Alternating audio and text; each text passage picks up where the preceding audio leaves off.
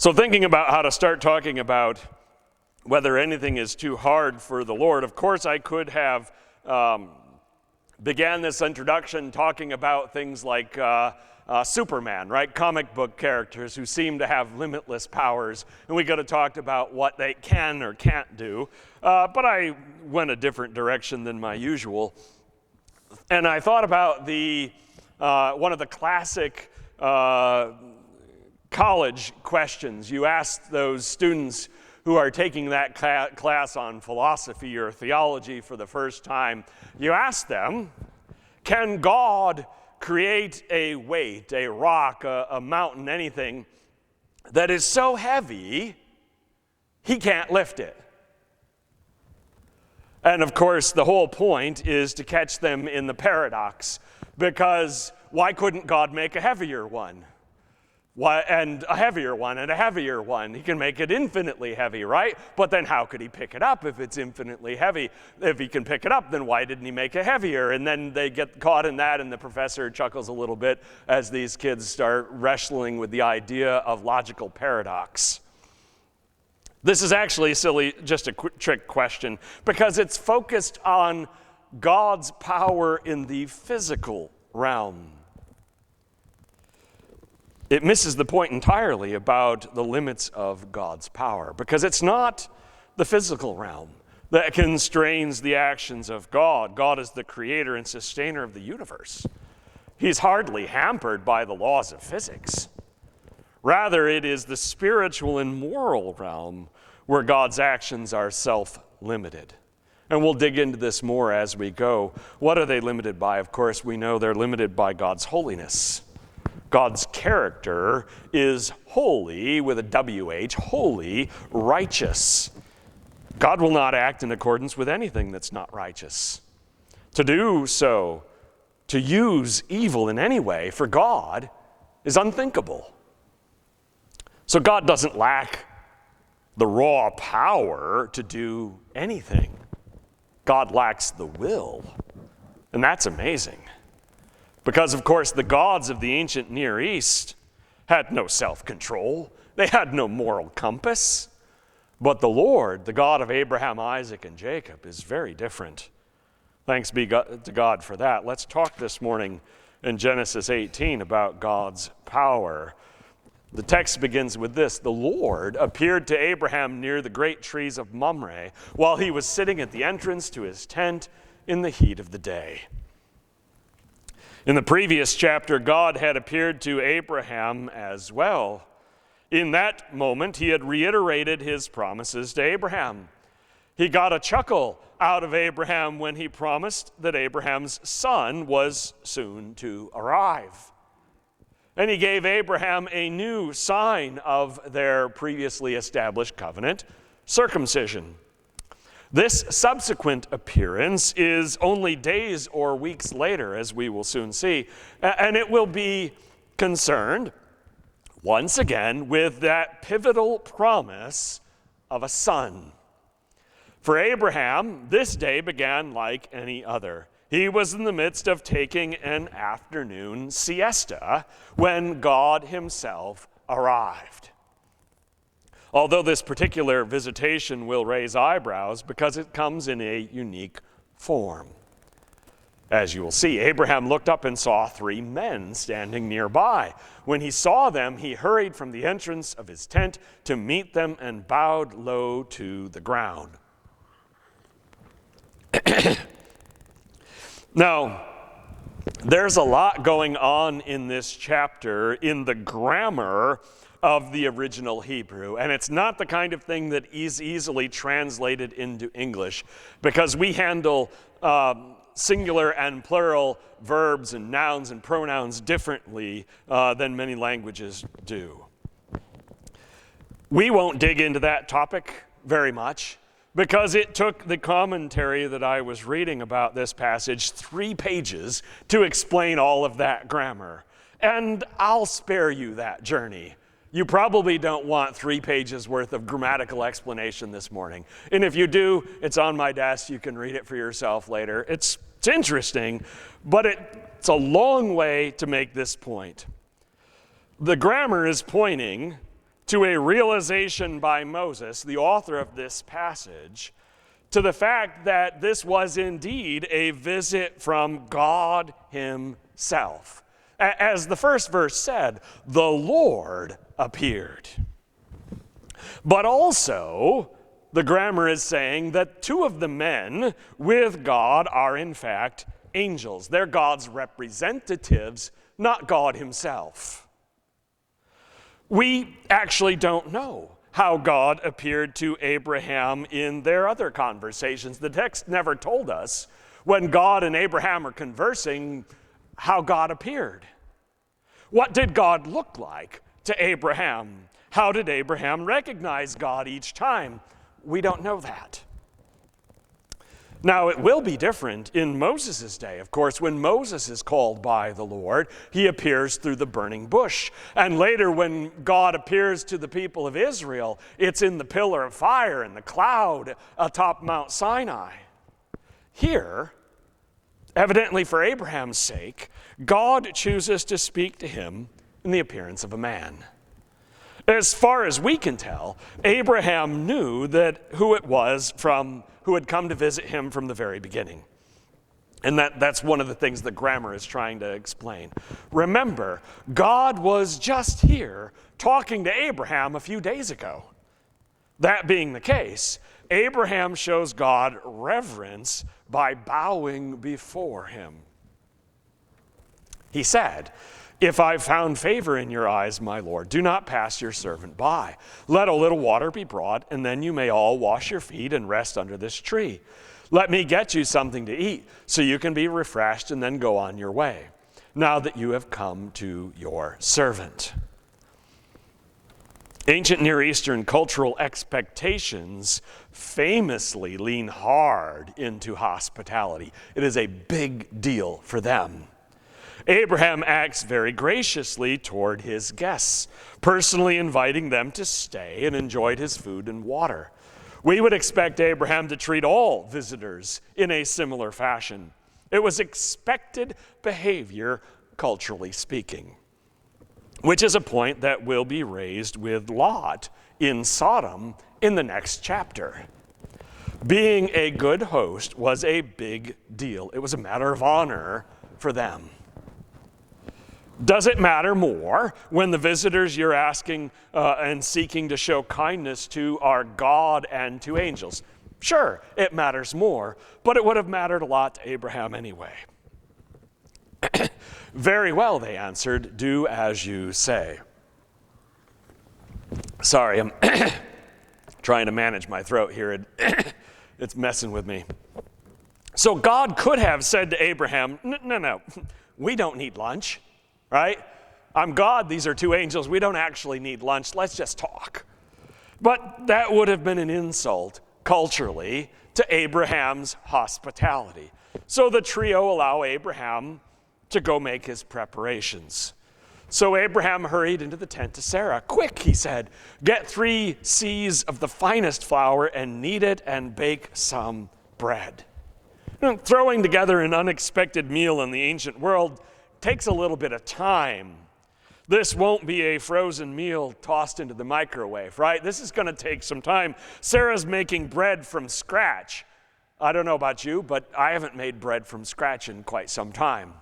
Okay, I've never made bread from scratch. Nicole sometimes makes bread from scratch. I don't.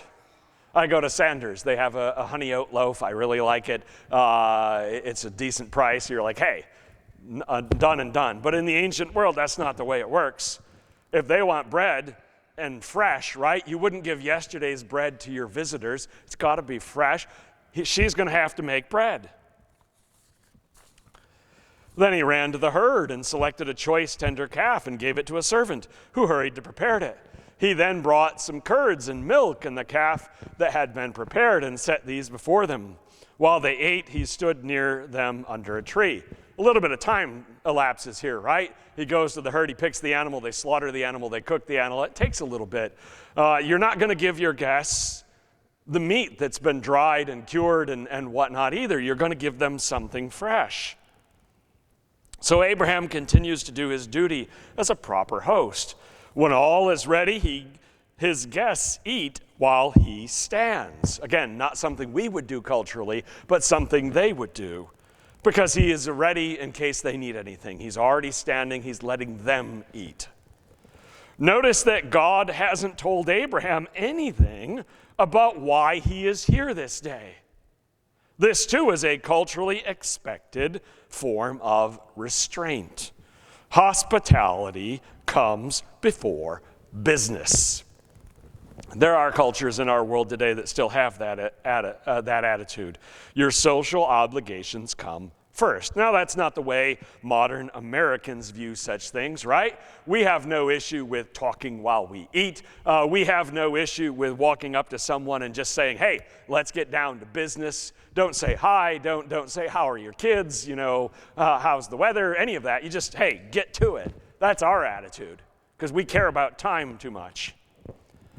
Abraham was no doubt curious about this visit, but he's not in a hurry. All in good time. That's the way they would have approached this moment. And it finally arrives. Where is your wife Sarah? They asked him. There in the tent, he said. The purpose of the visit, revealed now after the meal, involves Abraham's wife Sarah.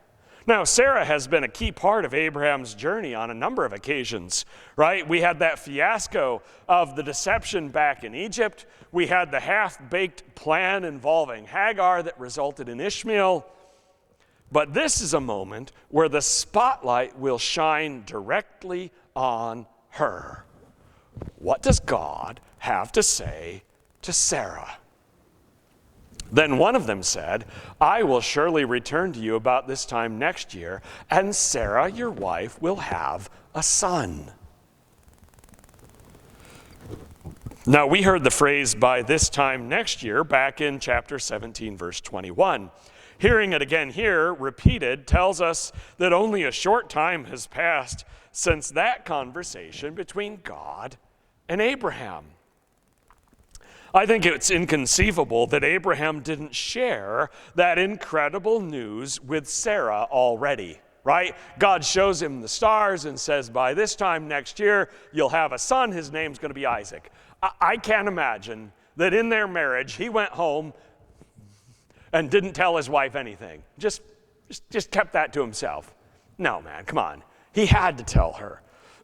She must know that God has promised to fulfill his word to Abraham through her. And that he promised to do it real soon.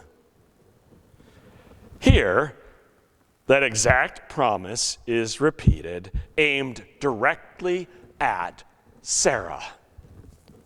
Why the repetition? It must matter to God. This opportunity to demonstrate his faithfulness, to show that his word is trustworthy, it matters to God. And it seems that God wants to give Sarah a chance to respond in faith, just like he gave Abraham a chance.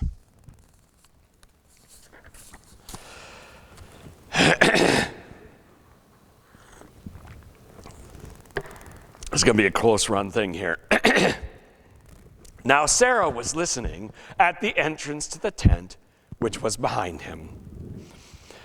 It may have been culturally inappropriate for Sarah to come out of the tent and join the conversation. That's the patriarchal society they had. That may have been a no-no. But God knows that she's over there listening. His words are meant for her ears. God wants her to respond to his promise. As you recall, Abraham has already chuckled to himself at this news, thinking, this is too much. God responded to that by telling Abraham that his son will be called Isaac, which sounds like the Hebrew word for laughter. That's how Abraham, the famous man of faith, responded. What about Sarah? Here's her response. Abraham and Sarah were already very old, and Sarah was past the age of childbearing. So Sarah laughed to herself as she thought, after I am worn out and my Lord is old, will I now have this pleasure? It's a simple fact that biology gives men more time to have kids than it gives women time to bear them. Doesn't sound fair, but that's the way it is. Abraham's biological clock has a few ticks left in it. All right, we know this because, of course, he has a couple of children after Sarah dies, after he remarries. But Sarah knows hers quit a while ago. It's not happening. The two put together don't make for a promising venue for a child. That's the reality that Sarah knows. And who can blame her for being a realist about this? Life has taught her a hard lesson in this area. And she's come to accept that the ship has sailed. So she did what one does after hearing something that is too good to be true. She laughed. Laughter is one of the marvels of God's creation of humanity. We may not think about it much, but I think laughter is an amazing thing. We use it in a variety of ways, and often we have little control over what it is that makes us laugh. Sometimes you don't want to laugh, it's not appropriate to laugh, but you can't help yourself, right?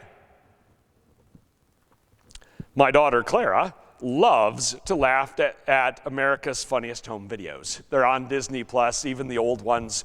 She finds them hilarious. How many times in one episode people can fall down doing something they shouldn't have been doing? That makes her laugh. Sarah laughs, but not as at someone falling down. She laughs at the absurdity of what God is saying.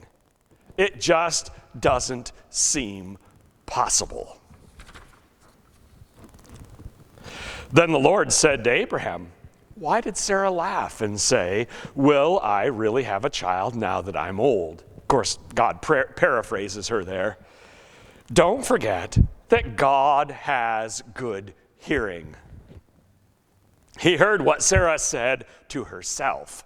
Even our inner thoughts are known to God. So God asks Abraham why his wife is laughing inside the tent. It's a rhetorical question because Abraham doesn't know what God knows about Sarah's thoughts. Rhetorical questions can be very important. Why did she laugh? I'm on borrowed time here. Sarah laughed because of what she knows to be true. Her perspective and her experience hasn't taught her anything else. Sarah's decades of barrenness hasn't given her any reason to hope for a change. Sarah laughed just like Abraham did, and so would we in their shoes. And here's the heart of the passage, and where we'll spend some time thinking. Is anything too hard for the Lord? Abraham and Sarah laughed because they didn't know what God knows. Their perspective is not God's perspective. And what they know to be true isn't the whole truth. There's something that needs to be considered that lies beyond their experience. What don't they know? They don't know the power of God.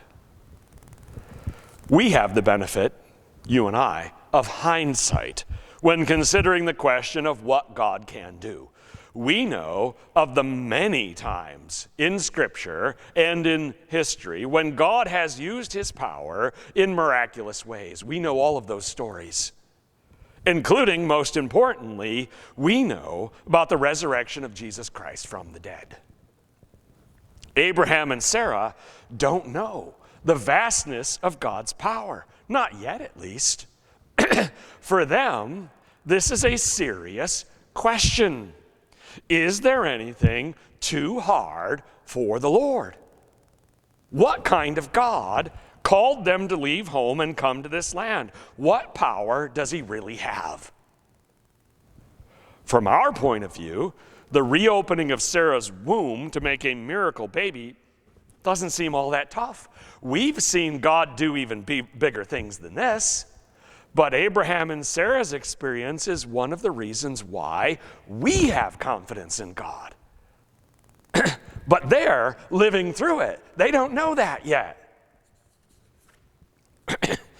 So let's step back for a moment from Abraham and Sarah and Isaac to ponder the limits of God's power. What are the limits? Three main areas I want you to think about God's power and its limit. Number one, it is limited by God's character and holiness. We started the introduction talking about that. God will not act against his own nature. So if the question is, can God accomplish his will by using evil? The answer is no. Nope, God can't do that because God will not do that. This is a self-limitation. Nobody sits in judgment of God. God alone is his own standard, and he will always do what is good and right and just. You can call that a limit of God's power if you want, but it's a glorious one that exists. Secondly, FYI, has anybody got a sore throat lozenge? I'm guessing somebody does. Toss me one of those. This is getting ugly. I actually don't like those things, but I will throw one in now because I'm struggling here. Thank you. What do we got here? Elderberry and wild cherry. That'll work. I have no idea what elderberries are, but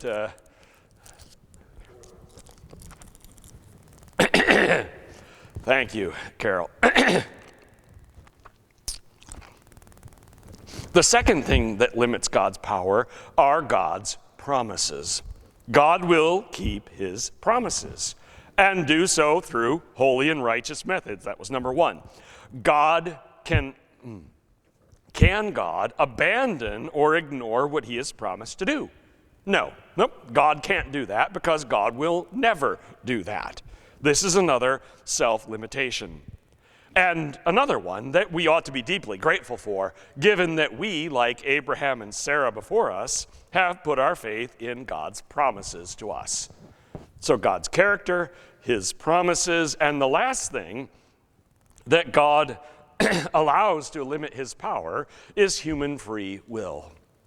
God has chosen to honor human free will by not forcing his creation to love and obey its creator.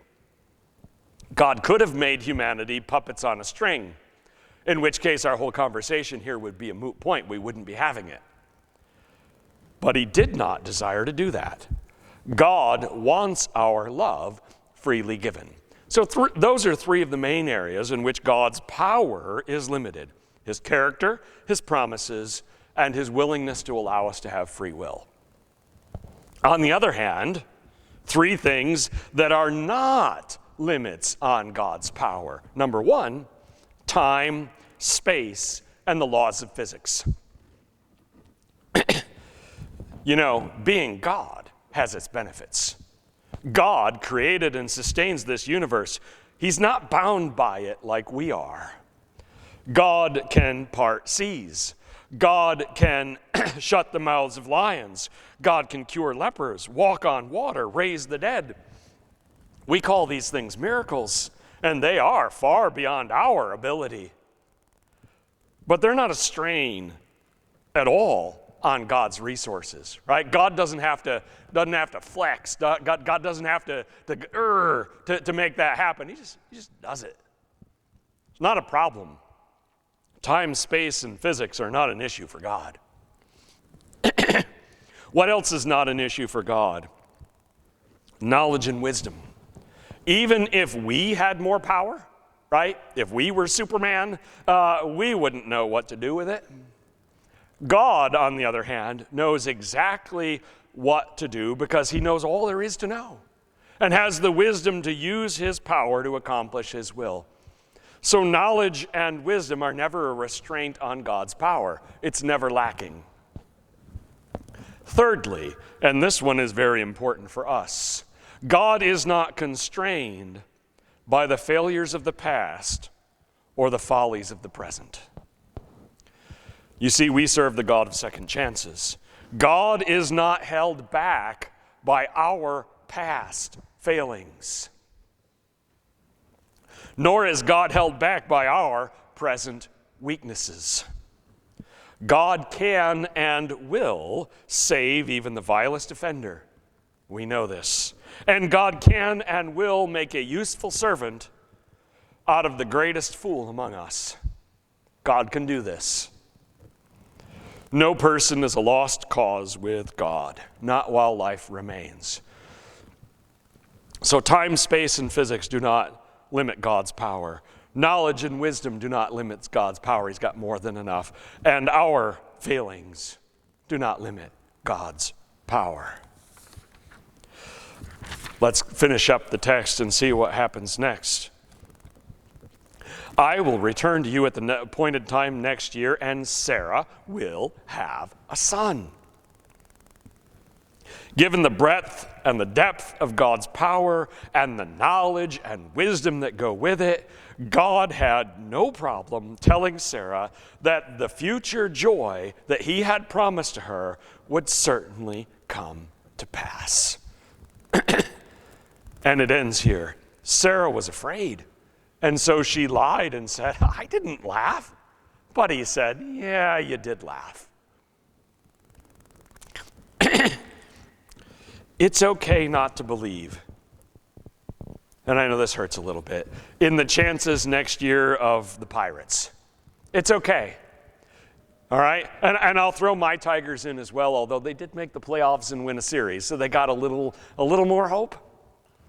We've all been burned too many times by false hope, right? By that spring hope. I know it's just the winter, but that'll be back soon. If somebody predicts a World Series win for the Pirates next year, it's okay if you chuckle at the thought, and some of you are laughing. That's okay. It could happen. Unlike them, when God shares hope with his people, he means business. There may not be any hope for our favorite sports team, but God always has hope. Sarah didn't want to admit her nervous laughter, but there was no use denying it. God knows the truth. God doesn't expect us to be paragons of wisdom and faith from the very beginning. Like Abraham and Sarah, our faith is a work in progress. We learn to trust God more by trusting God now. God's ongoing faithfulness will earn our further trust. So you might as well be honest with God. If you have doubts, anxiety, fear, God already knows that anyway. Might as well tell him the truth and say, hey, God, I do believe, help me overcome my unbelief, right?